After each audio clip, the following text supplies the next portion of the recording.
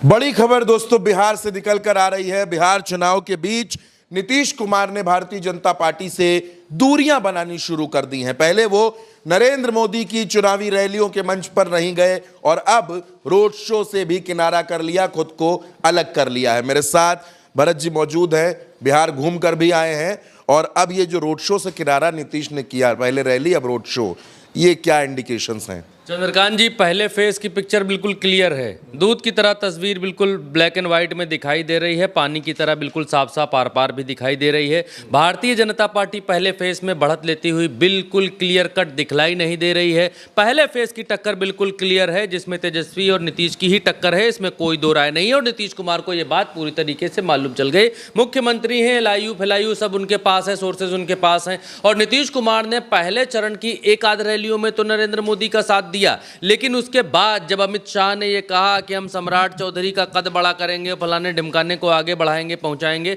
उसके बाद से नीतीश कुमार को यह बिल्कुल क्लियर कट मैसेज चला गया कि भारतीय जनता पार्टी चुनाव के बाद उनका हाल शिंदे जैसा करने वाली है। और नीतीश कुमार को एक चीज़ बिल्कुल क्लियर कट मालूम है कि ग्राफ उनका पिछली बार से ज़्यादा आ रहा है, बढ़ रहा है। और पहले चरण में भारतीय जनता पार्टी का ग्राफ बढ़ेगा नहीं। उसका कारण है क्योंकि मैं बिहार घूम कर आया हूँ, नालंदा वाला पूरा इलाका नीतीश कुमार का है और ये बीच का जो इलाका है ये नीतीश कुमार का अपना गढ़ है, अपना इलाका है। और नीतीश कुमार भारतीय जनता पार्टी को पहले चरण की रैलियों में मोदी के साथ दिखलाई देकर भारतीय जनता पार्टी का भाव नहीं बढ़ाना चाहते। पहली बात, बहुत जिम्मेदारी से मैं इस बात को कह रहा हूं। क्यों?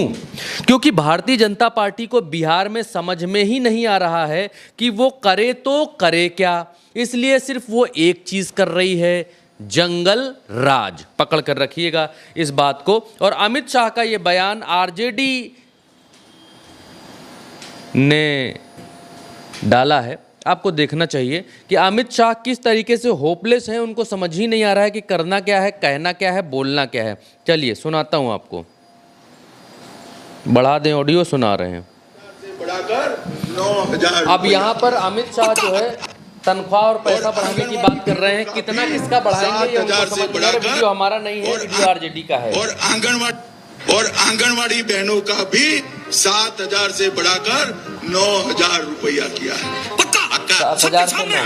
आंगनवाड़ी सेविकाओं का भी हमने 7,000 से 11,000 किया। अब 7 से 11 हो गया। मोदी जी ने देश को सुरक्षित किया है, बिहार को विकसित किया है। कब हो गया ये? कब हुआ? कब? आशा बहनों का 1,000 से बढ़ाकर 3,000 किया है। आशा बहनों का 1,000 रुपये से 30,000 रुपया किया है। को अपनी पूरी शक्ति के साथ गजब टू भी वो सबको मालूम है। एक भाषण देने का एक तरीका है, एक जुमला।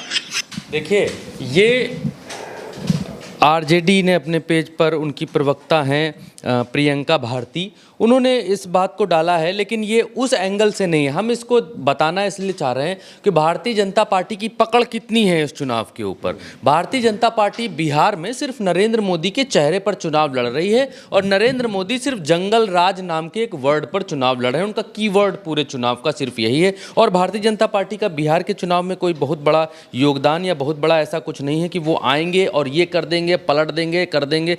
दूसरी तरफ मैं आपको एक चीज़ दिखाना चाहता हूं, आपको बहुत कुछ बिहार के बारे में समझ में आएगा। दूसरी तरफ आप तेजस्वी यादव का कॉन्फिडेंस देखिए, वो भी आपको सुनना चाहिए, देखना चाहिए, समझना चाहिए। देखिए, ये तो होना ही था, ये तो स्पष्ट था। देखिए मैं आपको सुनाता हूं कि हम लोगों की सरकार जो है बनने जा रही है, महागठबंधन की सरकार बनने जा रही है। 14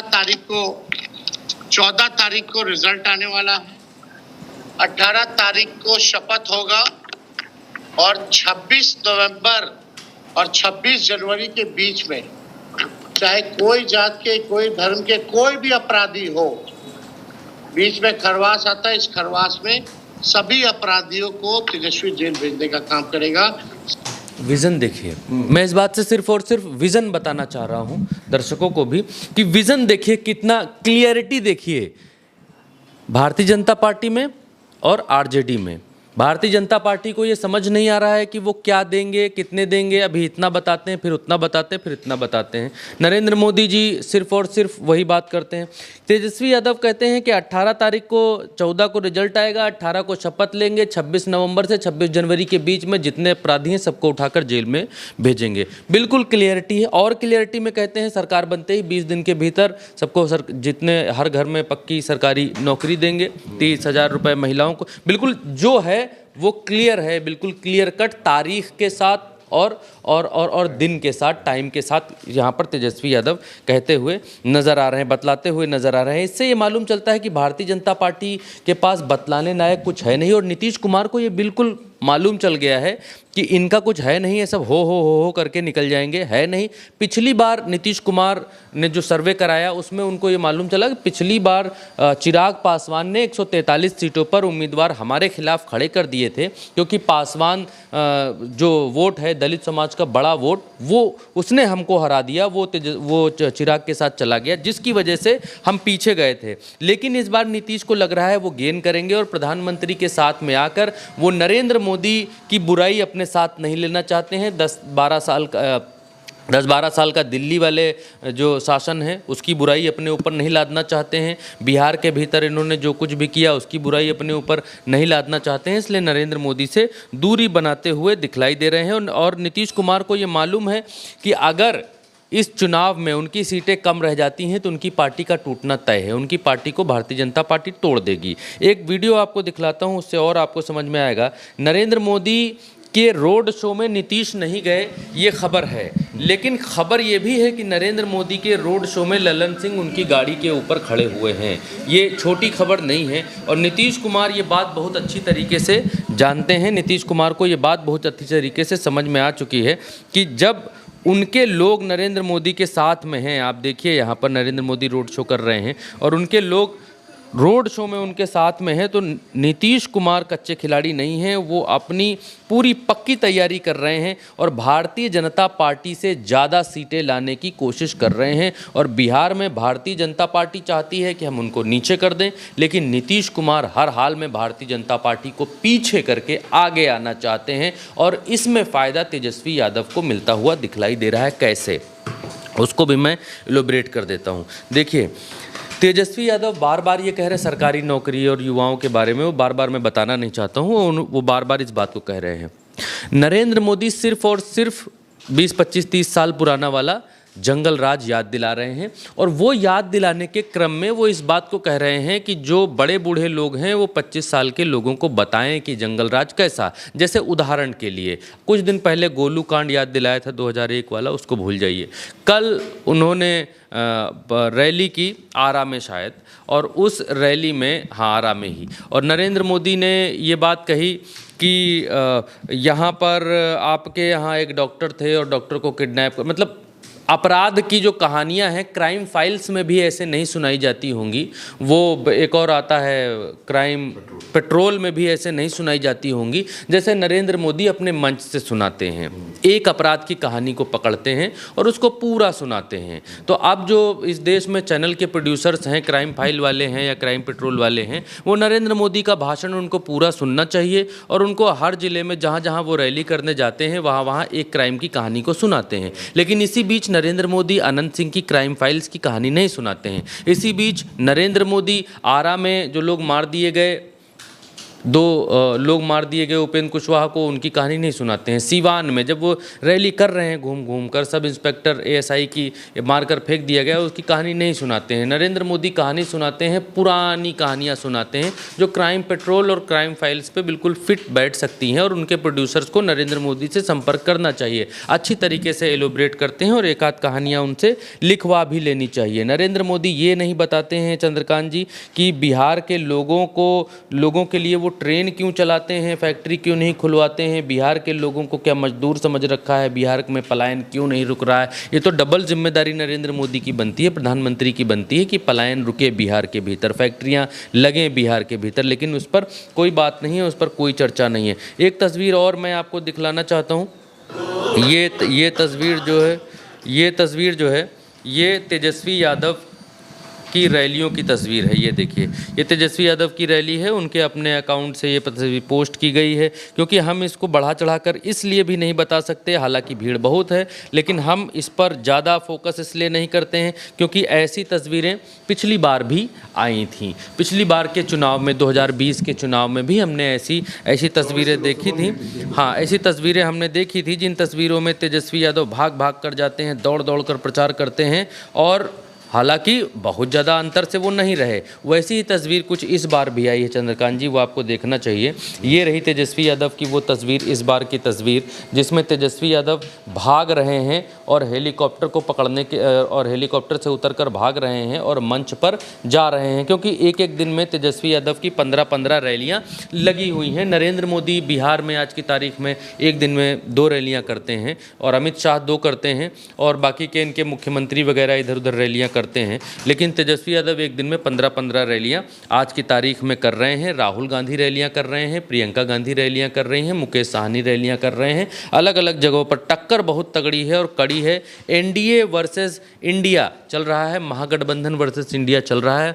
एनडीए के भीतर नीतीश कुमार, मुझे पर्सनली, मैं जितना 18-20 दिन होकर के आया हूँ, मुझे पर्सनली नीतीश कुमार का ग्राफ एनडीए के भीतर ऊपर जाता हुआ दिखलाई देता है। जब ये चुनाव स्टार्ट नहीं हुआ था तब ये लगता था कि नीतीश कुमार 20, 25, 18 पे लटक जाएंगे, लेकिन नीतीश कुमार का ग्राफ ऊपर जाता हुआ दिखलाई दे रहा है। और भारतीय जनता पार्टी बहुत खास करने जैसी स्थिति में बिहार के भीतर दिखलाई नहीं देती है। भारतीय जनता पार्टी का अपना वोट बैंक है, proper vote bank, upper caste vote bank, वो यथास्थिति उसी जगह पर है। लेकिन जिस युवा वर्ग को पिछली बार भारतीय जनता पार्टी ने, चंद्रकांत जी, जोड़ा था, मैं बहुत इंपॉर्टेंट बात कह रहा हूँ, जिस युवा वर्ग को भारतीय जनता पार्टी ने 2020 में अपने साथ जोड़ा था, उस युवा वर्ग का वोट भारतीय जनता पार्टी से पूरी तरीके से खिसक गया है, सटक गया है। और इसीलिए नरेंद्र मोदी हर रैली में ये बात कहते हैं कि युवाओं को क्राइम फाइल्स वाली कहानियाँ सुनाइए बिहार की, और वो कहानियाँ खुद भी खड़े होकर सुनाते हैं हर रैली में। भाषण से ज़्यादा तो वो कहानी सुनाते हैं कि एक बार ऐसा हुआ था,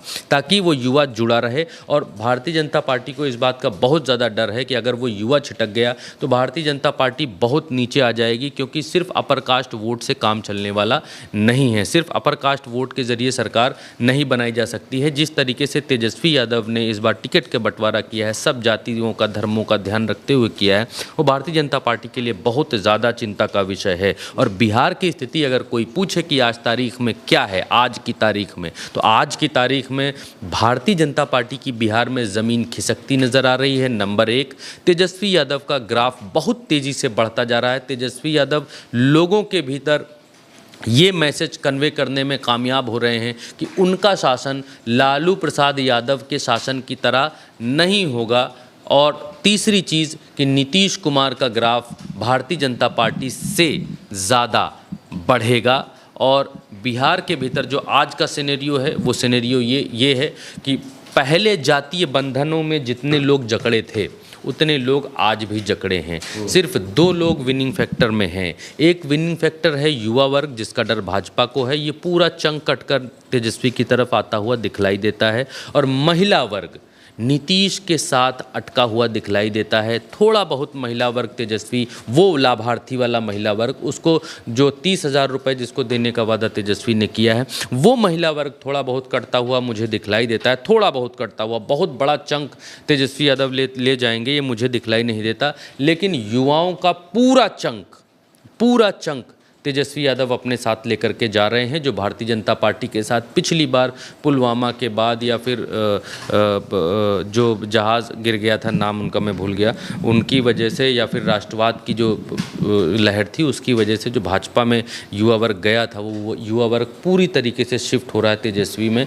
महिला वर्ग वहीं पर बना हुआ है, जिसके कारण नीतीश कुमार ऊपर जा सकते हैं। और क्योंकि 28 सीटों पर इस बार चिराग पासवान को सीमित कर दिया है भारतीय जनता पार्टी ने, इस वजह से भी नीतीश कुमार का ग्राफ ऊपर जाता हुआ दिखलाई दे रहा है। एक चीज़ और कहूँगा चलते चलते, क्योंकि मैंने बिहार में इतनी चीज़ें, इतनी कहानियाँ या इतना अनुभव लिया है कि मैं बता सकता हूँ और खुलकर इस बात को कह सकता हूँ कि जो शराब वाला वर्ग था, जो नीतीश कुमार को नुकसान पहुँचा सकता था, जो शराब वाला वर्ग नीतीश कुमार को नुकसान पहुंचा सकता था। जो शराब वाला वर्ग जो है कुछ करने की क्षमता रखता था, उस बहुत लोग ये कहते हैं कि पीके इस बार बहुत बड़ा गेम करेंगे, उल्टेंगे पलटेंगे और ये करेंगे वो करेंगे। मैंने जितना ज़मीन के ऊपर देखा है चंद्रकांत जी, पीके के साथ या पीके के कैंडिडेट्स को ज़्यादातर मौखिक समर्थन उन लोगों का है जो शराब में रुचि रखते हैं, जो शराब पीते हैं, अत्यंत पीते हैं। वो प्रशांत किशोर की पार्टी में जाने का रुख बना रहे हैं, क्योंकि प्रशांत किशोर ने कह दिया कि वो शराब वैलिड करेंगे, शराब को बिहार में फिर से खुला करेंगे, फिर से शराब जो है बिकना शुरू हो जाएगी। इसलिए एक जो शराबी वर्ग वाला चंक है, जो चंक होश हम में नहीं रहता, जो चंक आज भी कच्ची दारू खोज कर पी रहा है, वो जो वर्ग है वो वर्ग पीके में जाता हुआ दिखलाई देता है। और वो भी तब जाएगा कि जब वो होश में वोट डालने जाएगा तब। और बिहार में जिस तरीके से वोटिंग होती है, पीने वाले को किस तरह पिलाई जाती है वोटिंग से एक दिन पहले, वो आपको मालूम है। तो अगर वो होश में नहीं गया मतदान केंद्र तक तो वो भी पीके को नहीं देगा। मेरा अपना एनालिसिस ये कहता है। बिल्कुल, बिहार में नीतीश कुमार का ग्राफ बीजेपी से ऊपर है और तेजस्वी का ग्राफ इन दोनों से ऊपर है। लड़ाई दिलचस्प है।